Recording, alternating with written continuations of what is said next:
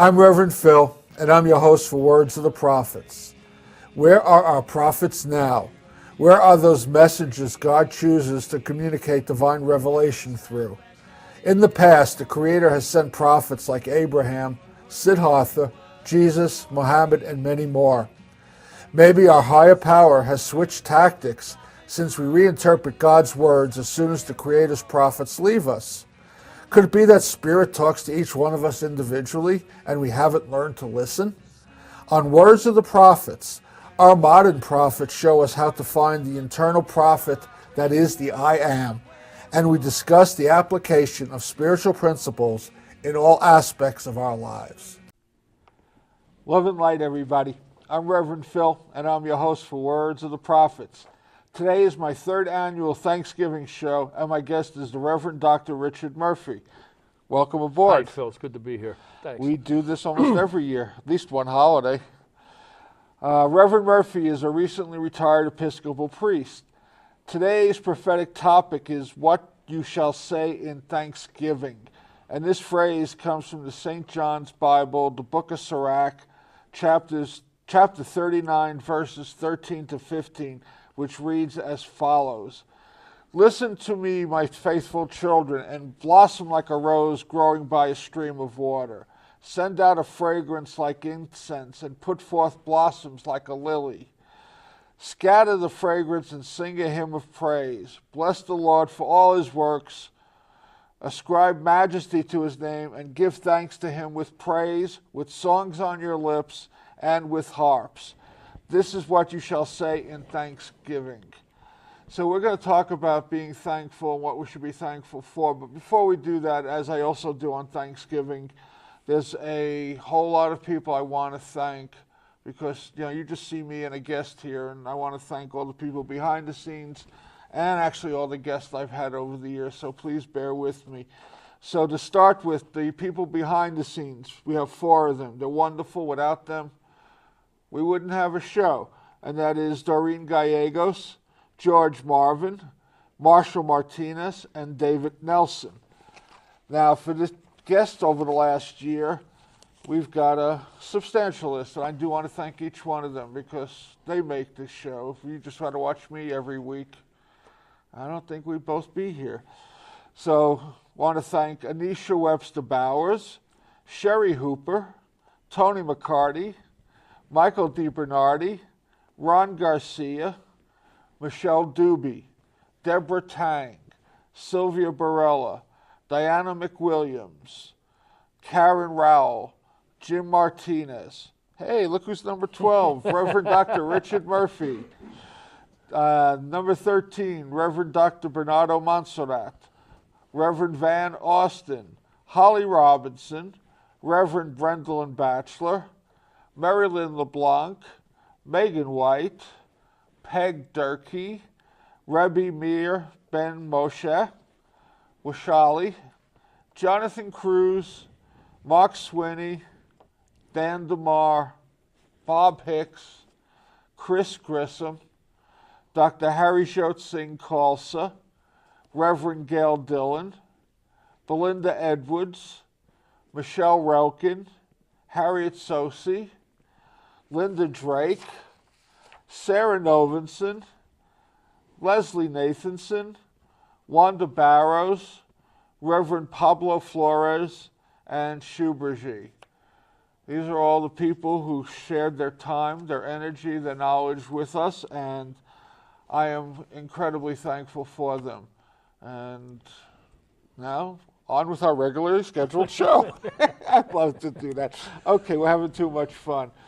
So at the end of that statement, this is what you shall say in thanksgiving. I mean, basically, and there's a few other readings I want to do a little bit during the show.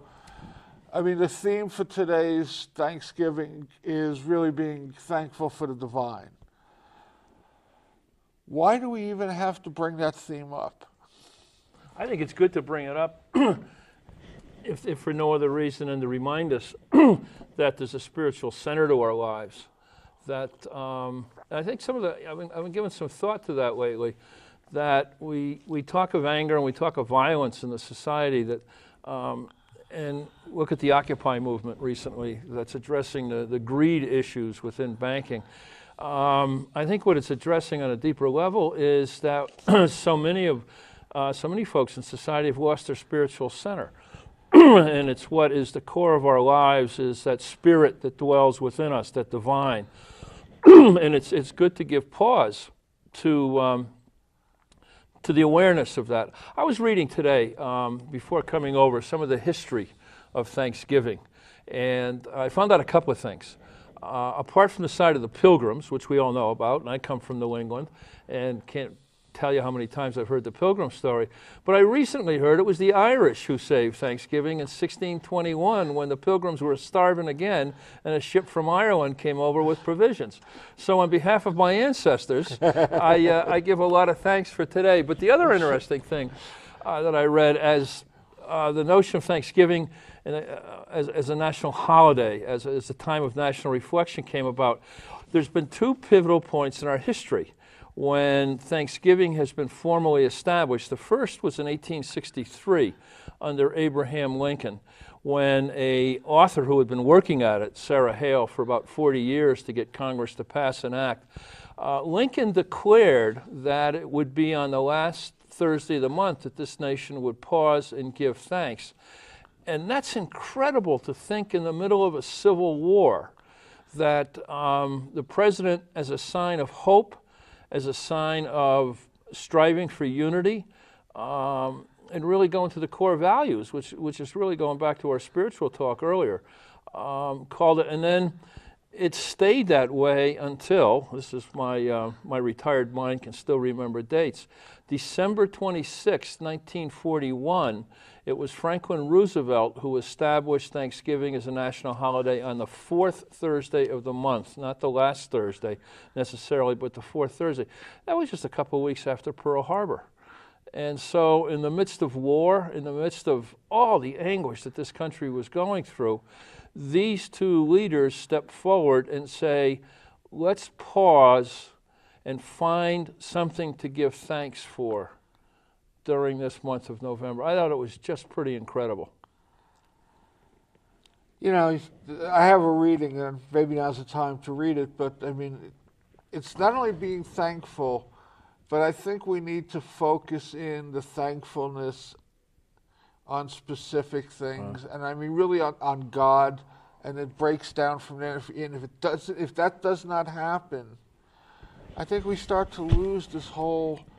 Then it becomes just about material stuff. You know, thank you for my TV set, thank you for my computer and my new car, and you know. And I was telling you the story. I was listening to some old radio shows I had done, and it wasn't even a Thanksgiving show, but it was.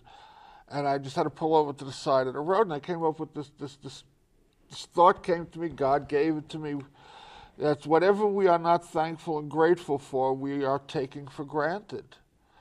You know, so if I'm not thankful for God, I'm taking God for granted. If I'm not thankful for the planet I live on, I'm taking that for granted.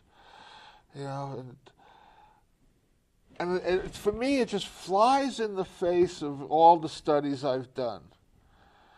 You know, I'll read something from Isaiah in a little bit, but I mean, it's just, God is telling us to be thankful for God, how to do this. God was doing this in the Old Testament, God was doing this in the New Testament, God is doing this in every scripture of every religion I'm familiar with, and yet we keep falling away from it. I think you kind of hit the nail on the head when you, that quote is great, that it's easy to start taking things that are really at the center of our lives for granted, whether it's a love relationship,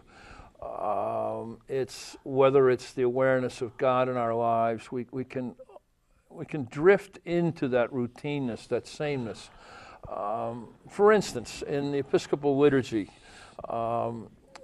in the celebration of the Eucharist, our Eucharist comes from the Greek term for thanksgiving.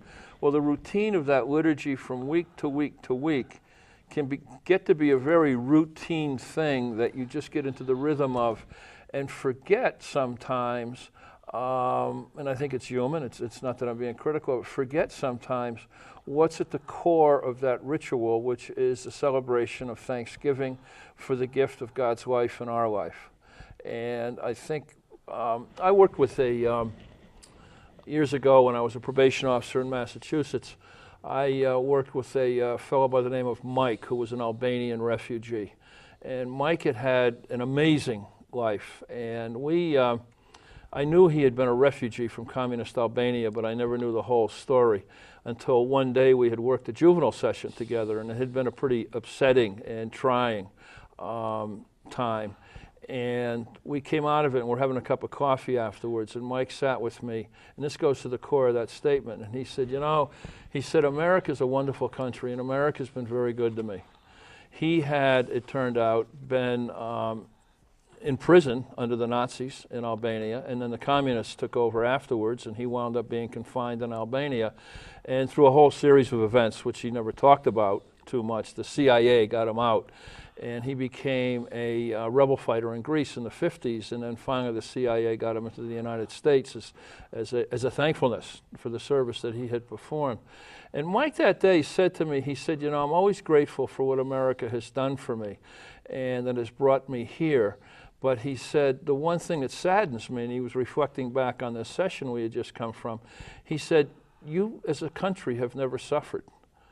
And I thought, those are the words of wisdom, and we can take so much of our lives for granted that we're not thankful for it. And I think especially in terms of our spiritual values, that we've often forgotten or lost sight of. Rollo May, years ago, in his book Love and Will, began, I can remember the first paragraph, it's either the introduction or the first chapter, said, we're like a ship that's been cut loose from its moorings, and we're just tossing in the stormy sea.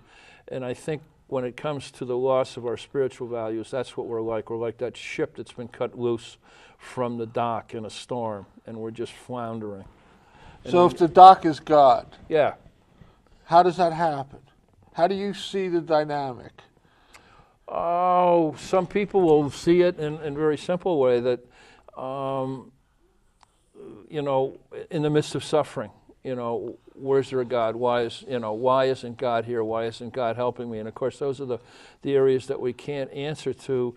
And all of a sudden, it doesn't make sense sometimes to offer thanks until we realize that God is there at least suffering with us, if we can say no more or no less than that. We kind of forget, and it's let's face it, we're talking about a God who's invisible, and we still are, to a large extent, we're still products of the Enlightenment, in the 17th, 18th centuries, in which we want to depend more on science and material things than on those things that we can't see, those things that are outside of ourselves. Well, one of the things you said that, and I want to address is, does God really need my gratitude? Does God need my service? I mean, Jesus talked about my service being to others, not to God. Right. I want to read this because I found this fascinating. Again, this was just given to me, so to speak, and it was a book I was reading, and the last few words in this, and then I looked up and I got the whole reading, and it's like, wow. So this is the book of the prophet Isaiah. This is the King James Version, chapter 1, verses 11 to 17. To what purpose is the multitude of your sacrifices unto me, saith the Lord? I am full of the burnt offerings of rams, and the fat of fed beasts, and delight not in the blood of bullocks, or lambs, or he-goats.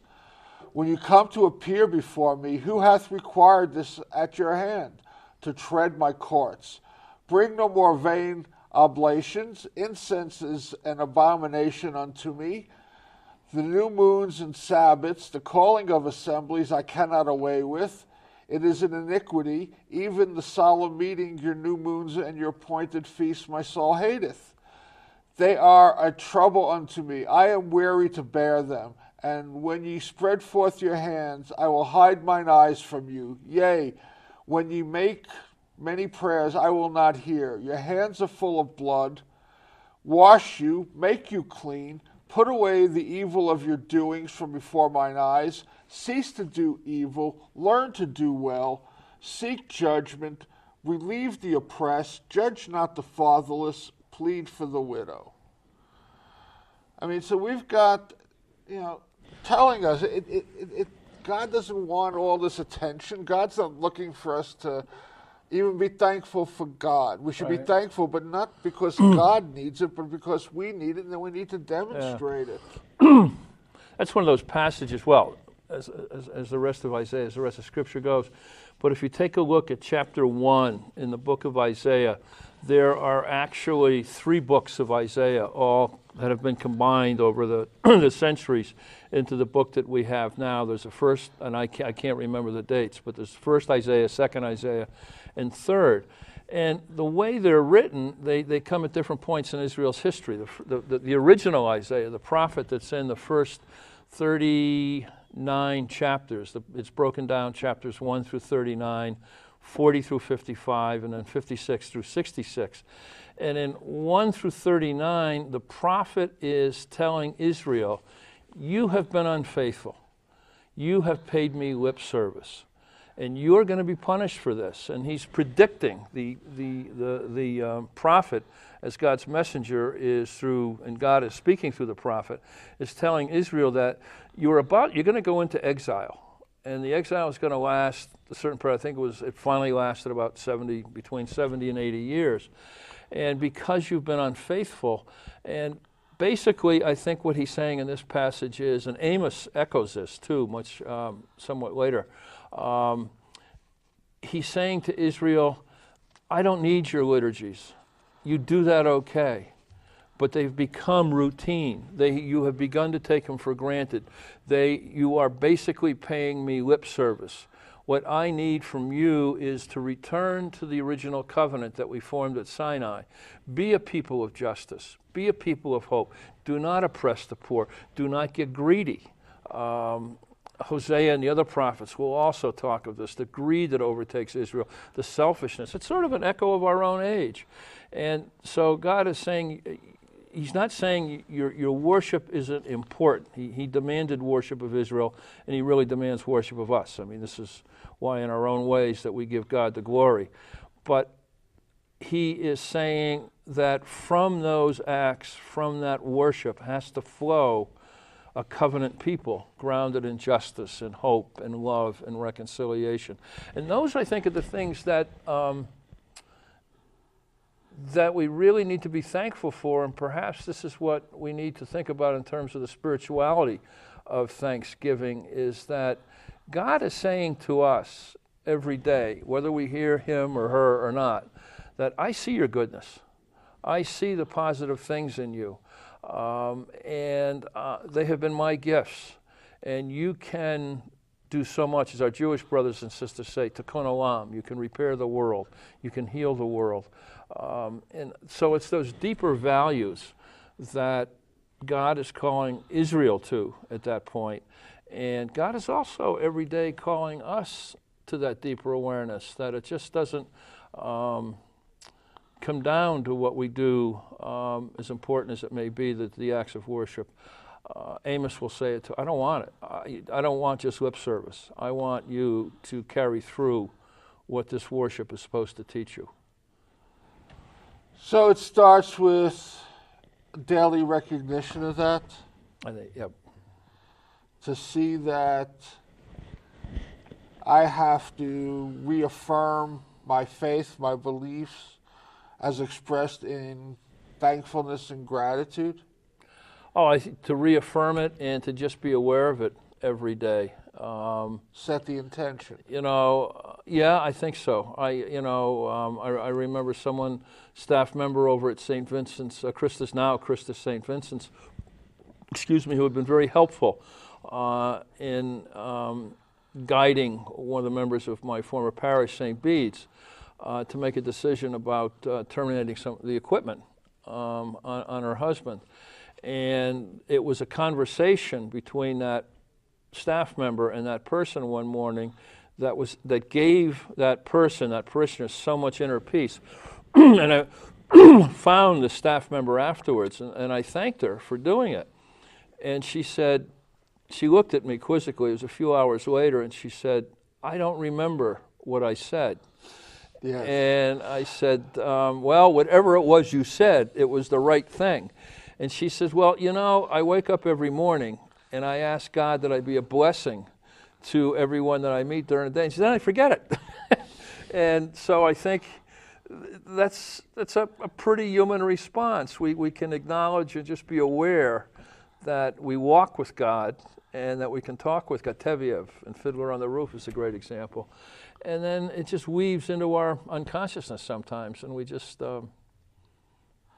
I think we've become the channel, the vehicle that, whether God speaks through us or whether God speaks through a higher version of us that comes out of us. I mean, I mean, there are so many times I've had conversations with people, and like, what did you just say? Right, And it's like, exactly. I don't Yeah. know.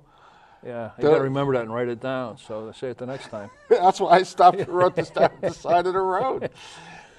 I mean, it's about acknowledging the divine in everything. Right. It's knowing that the divine is there with, I think for me personally, it's knowing that the divine, the Holy One, God, Jesus, the Spirit, is with me every day, and my expectation is that I don't become a stumbling block. You know, there is a, you know, being Irish, I love to tell stories. It's a story of a surgeon I heard who, before every operation, would take her hands and lift them up to God and say, okay, God, these are your hands, don't screw up.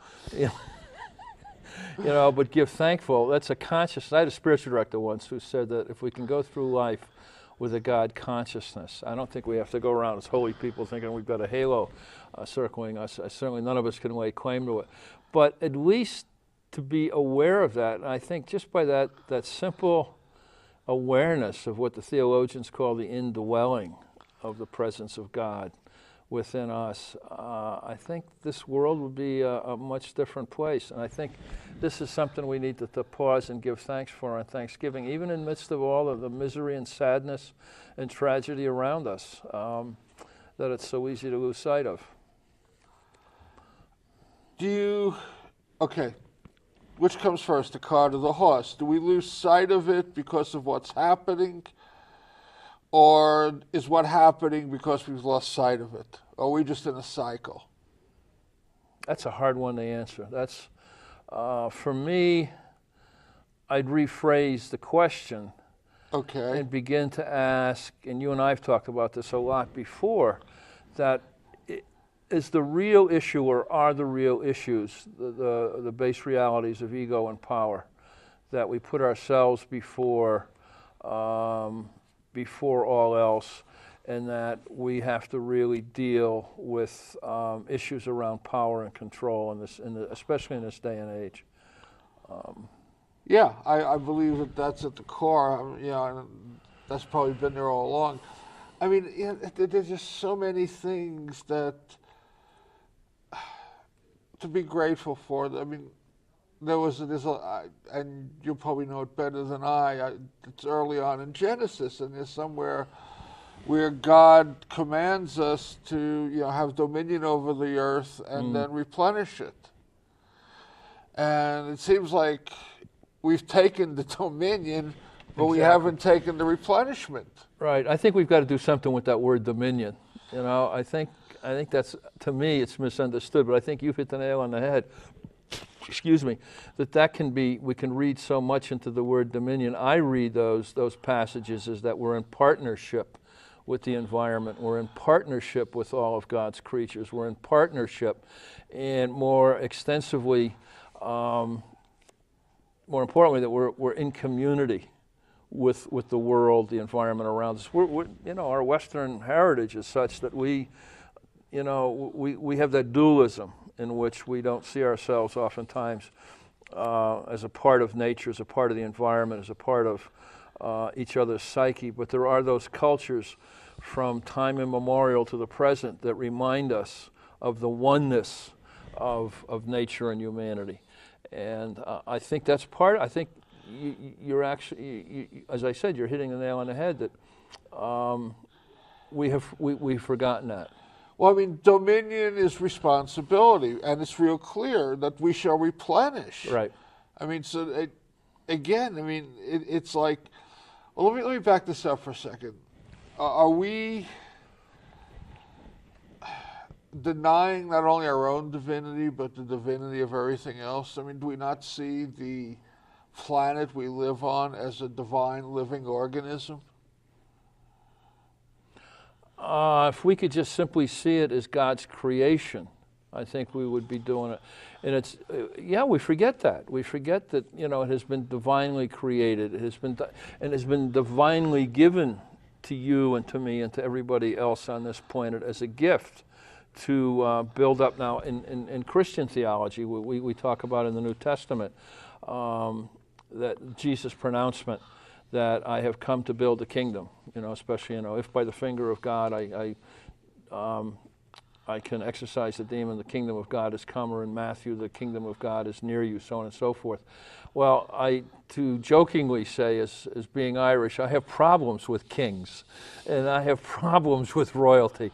But I think we do in our modern culture, and oftentimes that can seem sort of a remote term. So what I've done is, on a lot of occasions, not that I've rewritten Scripture, I haven't been asked to, but I think we need to look at that word kingdom, and if we changed it to God's community and Christ's community and the holy community, that would draw us in more. And that's the community that we're all heading for theologically in our tradition. But it begins here and now. We begin building up that community of God here and now. And we have all the divine equipment. I like to say that God gives us the grace to do what we need to do. The grace, the power, the strength is within us. We just have to do the legwork. So if we're going to reinterpret Scripture, let's go back to the beginning for a second. We came basically on the last day, not the first day. Right. As human beings. And here's, okay, I mean, this gets a little, I mean, there are two creation stories in the first, 4 chapters of Genesis. Mm-hmm. And I believe one of them is the creation of the soul, and the other one is the creation of the physical. Okay. So, I mean, was not the sequence important enough that maybe we should be thankful for those things that sustain us, that absolutely. we're not, yeah. I mean, it's not that we're here to use them, we're here to, like it said, to sustain them, to replenish them, so that we can survive. And survive in a pretty good fact. I mean, not just survive, but we survive in such a way that we live in harmony, that we live in peace, that we live in the midst of reconciliation. I love to say within our Episcopal tradition, what we say that, we look for unity in the midst of diversity, that we can learn to live together in the midst of agreement and disagreement. We can live together oftentimes in those boundary areas with each other that we can't cross over. But again, to get back to the notion of Thanksgiving, I think we're precisely what we're talking about is all that's been given to us, all that has been freely given, God's way of saying, this is yours. That wonderful scene in the Oh God movies with John Denver and George Burns, when George Burns was playing God. I kind of sometimes after that thought it's not a bad image sometimes. George Burns, I kind of liked him. But all of a sudden, they're driving along and John Denver has this meltdown. And he is looking at George Burns, a.k.a. God, and saying, he's going into the usual questions. Why all this suffering? Why wars? Why disease? Why this awful natural disasters and all that? And George Burns / God just turns to John Denver and says, listen, I gave you all this. The rest is up to you. And we should be thankful for what God has given us and reflect that thanksgiving not only by words, going back to precisely what Isaiah says. Don't do it just simply by words, but do it do it as well by action. Well, And he be a living captures it Thanksgiving. in that three words: relieve the oppressed. Right. So reconciliation is a demonstration of gratitude for what I have and to share it with others. Yeah. Exactly. Exactly. Whether that oppressed is the homeless, whether that oppressed is the starving, Right. whether that oppressed is, the ill. I mean, Right. It's, if again we go back to, a thought just occurred to me, if we look again in the Christian tradition, the New Testament, it can often be misinterpreted where God condemns the rich, and Jesus rather condemns the rich in so many ways, and people have taken that quite literally, that the rich, should be put down. No, that's not what he's saying at all. He is saying he is going after the rich for not distributing their wealth properly, and I think that's reflected today, for instance, in the Occupy movement, is that capitalism in and of itself isn't bad. It would be interesting to see if we could create another sort of economic system, but that's a whole other debate and discussion. But what can be said to these capitalists, to that 1%, you don't hold on to that money. You have a moral responsibility to share that and spread that around, and spread around in such a way that everyone can live a quality life and a life based on justice and hope. So I think we see that, and I think more people begin to do that. I was interested to see a number of millionaires have gone to Washington saying, "Yeah, we'll pay more taxes. Pass the laws. We won't be, we won't be offended by it. We'll see what we can do." So, again, I think if we go back to our theme of Thanksgiving, what you're hitting on is excellent. That we will take for granted that which is most precious, and God-given life. God-given life. Not just for us and the health we have, but to share it. You're talking about, the two things that pop into mind when you're talking about, Jesus and money. One was, the money changers in the temple, and the other one was that saying, how did that go? It'll be easier for a camel to get through the eye of a needle than it would for a rich man to get into heaven. Basically saying stingy people are going to have a problem holding here. on to it. If you spread it around, you're going to be thin enough to get through that eye of the needle, maybe. Maybe that's one way of looking at it. Yeah, So. it's just, we have an obligation. And we lose sight of that obligation if we lose sight of God in the equation. And I think, too, if we go a step deeper, perhaps, that not only are we given all this, but we're given all of this because we're loved. Yes. And we are needed. Your question before, does God need our prayers? Does God need our good acts? Well, God doesn't need anything, but God wants our goodness. He wants what He has given us. He wants us to share it with God as much as we share it with each other. And the greatest of those gifts, as Paul would say, is the gift of love, that we are loved. And once we discover that love, it's falling in love. That moment you realize you're in love with the other, you want to just shout it from the rooftops. You just want to run through the fields and shout that you love the other. Well, that's a wonderful expression of sharing the gift of love and sharing the gift of hope where that relationship will go, and sharing the joy of that moment. And this is what I think, and I believe very strongly that God is asking us to share that love that I've given you, because it's too big for you to hold on to. Going back to Sirach, scatter the fragrance and sing a hymn of praise. Bless the Lord for all His works. Ascribe majesty to His name and give thanks to Him with praise, with song on your lips and with harps. This is what you shall say in thanksgiving. You got it. Yeah, and what we're talking about, it's not the thanksgiving that we're giving it to God. We're acknowledging the oneness that we all have emanating from that God, and then sharing it. Yep. That there was, I forget who it was a Jewish rabbi who once said, prayer does not save us, it makes us worthy of being saved. Perfect. That's a nice way to put it. And It's about acknowledging the source. I am not the source. Mm-hmm. You know. Yeah, well, we're the vehicles, and that's, I think it's interesting you mentioned Sirach, because that whole literature, that whole context that he and so many others come is what's called the wisdom literature. And tomes have been written on wisdom and apocrypha and so on and so forth. And the wisdom literature in Israel meant many things, and it was deep philosophically and theologically, but fundamentally it was that code that the ancient Israelites were teaching themselves and each other to live by.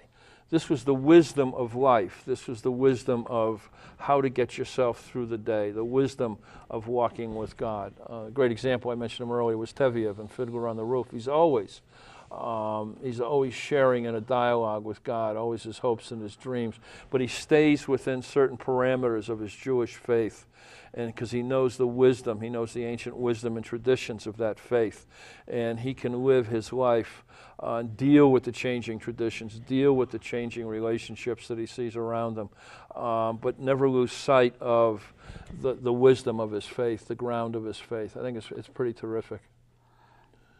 So this faith is the key to this whole Thanksgiving and gratitude.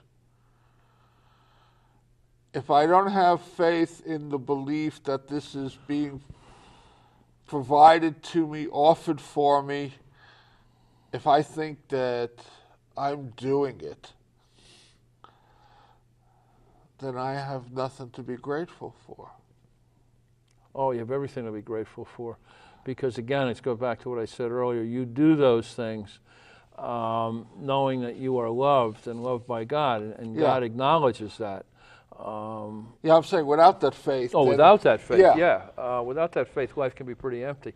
And this is what I think is really steering us in so many wrong directions culturally and socially these days, is that we've lost, there's been a loss of faith. There's been too much of a dependency on the material, too much of a dependency on power and greed, rather than the things, those core values that are most important. You know, just look at the pilgrims, for instance. We talk about, now if the stories are true, that, you know, they all sat around the table and sang Kumbaya with each other, both the Native Americans and the newly really floundering pilgrims. They were not giving thanks so much for coming to this new land, and because it was terrible for them. They had a horrible time. I know the stories of Plymouth Plantation. It wasn't easy for them. But what if it were true? Then what they're really being thankful for is newfound relationships, newfound harmony with those Native Americans. Eventually that would break down if it hadn't already broken down. I'm not sure. Historians in that era are much more attuned to it than I am. But let's assume for the moment that that's what happened.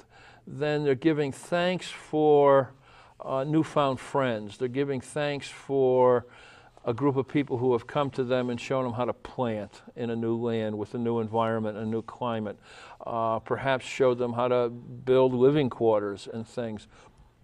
So they're not giving thanks for just the superficial, oh, we made it across on the ship and all that good. No, it's the relationships that are being thanked. I want to read this for a second before I go on. This is an Edgar Cayce reading. It's number 3976-21, paragraphs 25 through 27, and it was given on November 20th, 1938. And the reading is as follows. Then, as ye give thanks, as you give praise to thy friends for kindness, for gentlenesses, for those things that make thy experience more bearable in a cruel world, under circumstances oft where troubled heart is made lighter. How much greater is in this day then that is set aside by the laws, by the judgments of thy governors and of thy present. How much more ye would give thanks to God, for it is in him indeed that ye live, that ye move, and have thy being. Let thy heart then be glad. You know, that everything emanates from that one place. You know, that these newfound friends, these meals where they had nothing, now they had abundance. Right. You know, is to start to see that, to start acknowledging the source. You know, and one of the things you said earlier has been tickling in the back of my brain, so to speak, that we are in a scientific world, which I think, you know, for me, science is almost another religion.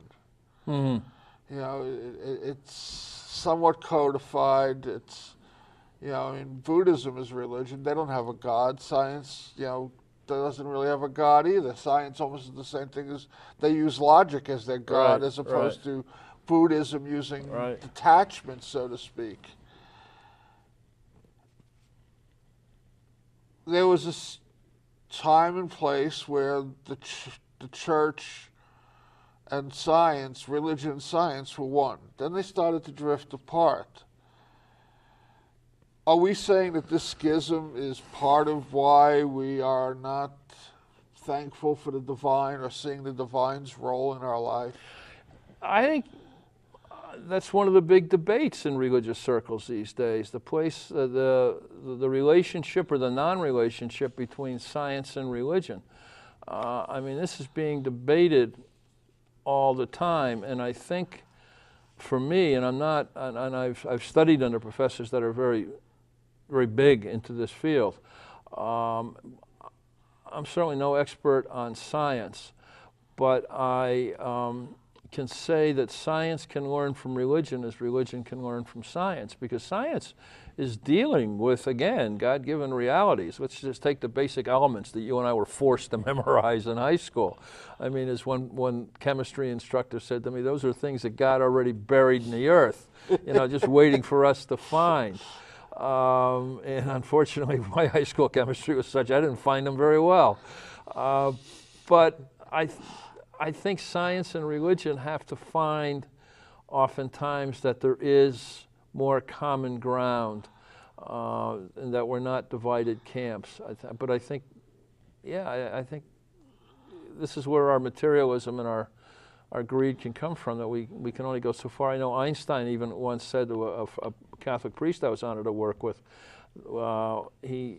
Einstein himself said to this priest, he said, "You have the answers to questions that I need to know more than you need to know my answers." And that's a rather humbling statement to hear from someone such as Einstein.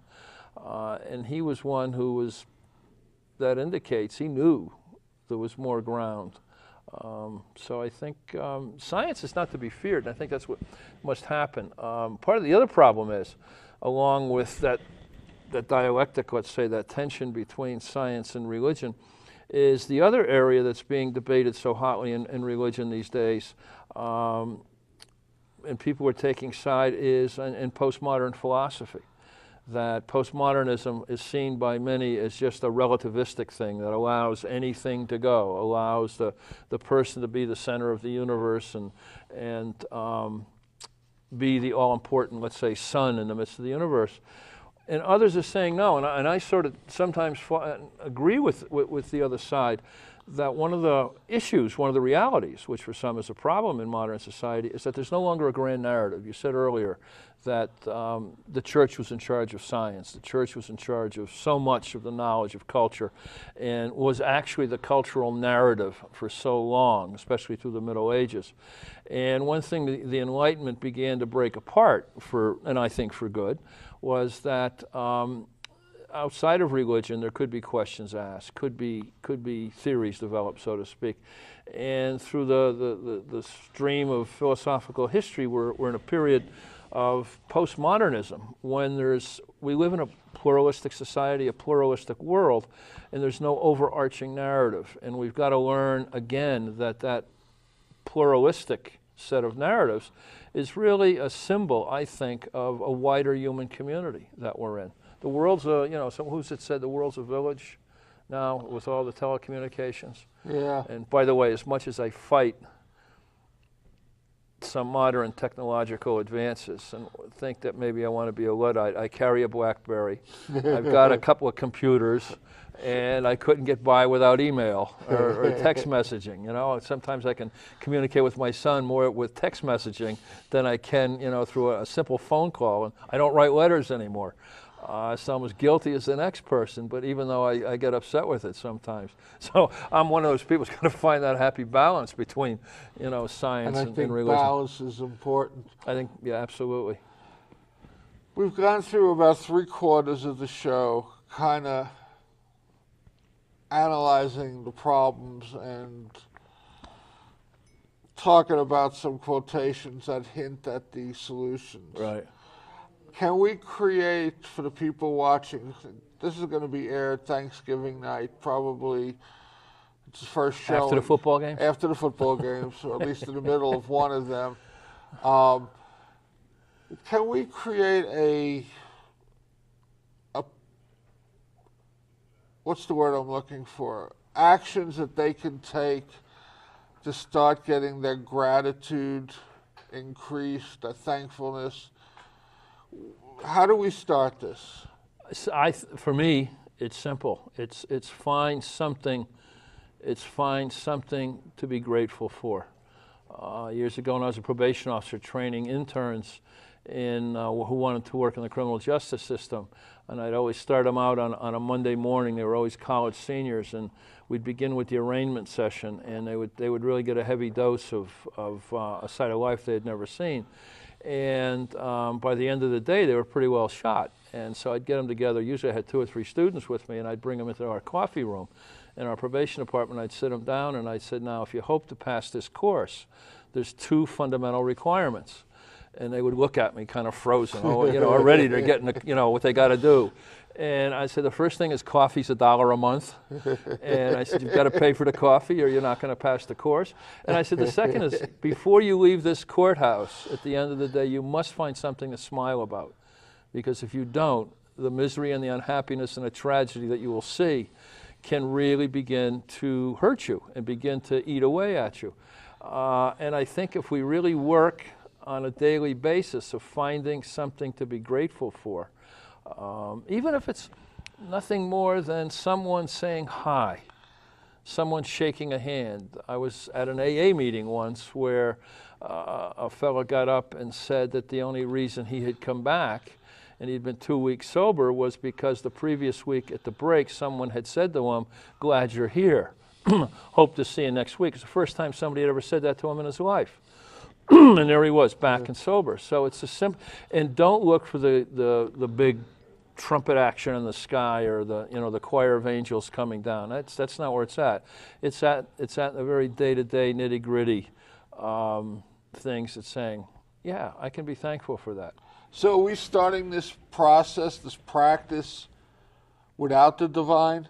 No, I think by doing that, and also I would add to that, I'm glad you said that, and thanks, because it's something else. Go through the day realizing that God loves you, that no matter how hard things get or how bad life gets, that fundamentally the one thing that's absolutely sure and certain is that you are loved by God, that there is love in your life, you know? I want to break that down again for a second. For me, that's real easy. I'm a recovering drug addict. I made it this far in spite of all my best efforts. Yeah, you and me both. Yeah, I mean, so for me that falls in. I was having this conversation today with somebody else that said, that I didn't believe in God until I got into recovery. And at that point, I was guided to review my life and found that there were more instances that I could ever remember that were, in spite of my best thinking, feeling, and actions, whenever the consequences were not severe as they could have, should have been. So for me, that comes real easy. That even when I didn't believe in God, God loved me. So for me to be thankful, because that's my first prayer. Thank you, God, for your presence in my life. How do people find that who don't have the gift of that self-destructiveness that they survive? This may sound funny and foolish on one level, but even if it's hard, given the horror and tragedy that so many people go through every day, to realize that they're loved, to, if do nothing else, pretend. You know, some writers said act your way into a new way of feeling, but simply make believe that you're loved and keep making believe. Eventually, you're going to become aware of that, because I think what happens, even if you start at that point, that God's grace is at work, and that grace is going to overcome. The story's told about Martin Luther when he lost one of his children had died, and he went into total despair. And he was one who would pray, I'm told, for about 2 hours every morning before he began his day. And he just lost the desire to pray. He was just in the depths of hopelessness. And a friend of his was with him one day trying to offer him some support.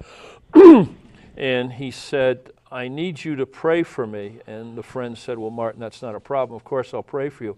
And he says, no, you must become me until I'm ready to pray by myself. And however long it took, that person would take 2 hours every day and become Martin and pray as Martin would pray. That's pretty incredible stuff. So there's a lot of ways to do it, but the love of God is never away from us, even though we're away from it. Well, even though because of circumstances and tragedy and horror, people may feel so abandoned and so rejected that is so remote. The fact that they may be loved is just a non sequitur. At some point, in the midst of even that horror, begin pretending, and eventually God's grace steps in, and you're no longer pretending, and you realize, and you have that aha.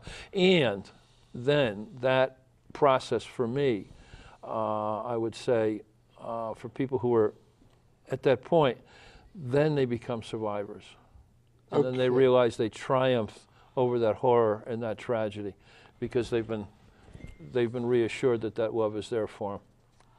I want to break away for a couple of minutes. I got a couple of quick announcements to make, then we'll come back and put a wrap on this. I want to thank you, even though we're not fading out yet. Thank you for tuning in. You know, I'm thankful for you folks, because at least somebody out there watching me, this station will keep me on the air. I get to have these conversations. I get to learn, to grow, and to just, you know, get more deeper understanding how the divine works in my life. This is public access television. You are part of the public. Love to hear from you. You know, you got questions, you got comments. I say this every week. If you have a show you'd like to see me do, a topic you'd like to see me cover, contact me. It's been flashing on the screen. It'll flash at the end or on the rolling credits. Love to hear from you. If you got a show you want to do with me, love to hear from you. Also want to let you know that besides doing television, I am a spiritual counselor. I'm also a state licensed counselor. My spiritual counseling overrides my therapeutic counseling, because I really believe we need to have a spiritual component or we're not going to heal. So I'm not here to convert you to any belief system. I'm not here to put you into seats. I have no congregation. I'm here to take with what you have and show you how to use it, or I hope you find something that'll work for you. So if there's problems in your life, and holiday seasons tend to bring out more problems in us than we care to recognize sometimes, family has a way of doing that. Give me a call, email me. I'd love to hear from you. We could set something up. My services are on a donation basis, and you know, God takes care of me. It's not your place to have to do that. If you want to make a donation, fine. If you don't, that's also fine. Next week, my guest is Diane Camillo.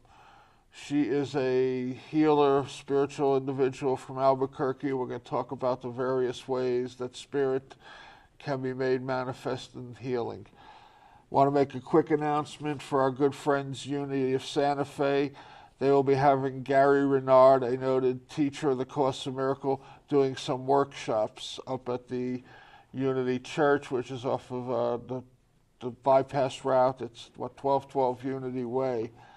And there'll be a workshop on Saturday, December 4th from 5 to 9 p.m. and on Sunday, December 5th from 6 to 9 p.m. Pre-registration is requested. It's going to be a fee. We can't talk about that here. For more information, call 505-983-4433 or go to www.unitysantafe.org, all one word. While we were talking, one of the things that came to mind is one of those old 12-step exercises, gratitude list.